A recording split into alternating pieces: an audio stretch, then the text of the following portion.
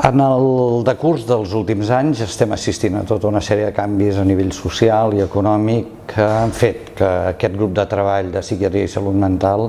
adquirís una especial rellevància per tots els reptes que tota aquesta situació planteja en l'àmbit de l'atenció mental tant a la població adulta com a la població infantil. Entre els aspectes més rellevants d'aquest grup de treball estaria el que es fa d'una forma molt coordinada totes les tasques que portem a terme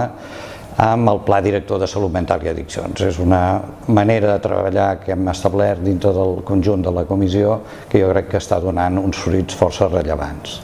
Un altre dels objectius de la comissió ha estat començar a preparar alguns dels escenaris que veiem a nivell de futur, com és, per exemple, tot allò relacionat amb l'acreditació dels centres de salut mental i addiccions. Totes les institucions representades a la comissió han començat a fer aportacions en aquest àmbit de treball perquè pensem que és una manera d'avançar allò que segurament en un futur ens depararà a nivell de CatSalut o dintre del que serien aquestes relacions entre l'administració i les entitats proveïdores en el camp de la salut mental.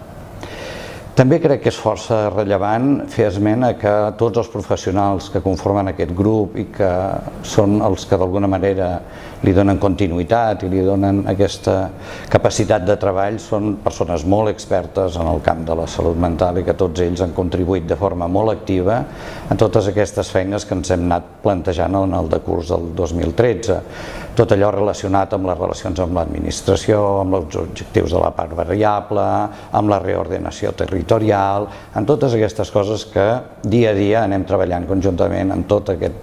aquestes persones que estan a la comissió i que ja dic, jo crec que ha estat un treball força interessant i en el proper any seguirem amb la mateixa línia de seguir treballant, plantejant-nos coses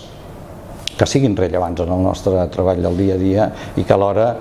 s'emmarquin en el que és la pròpia política de l'administració en l'atenció en salut mental.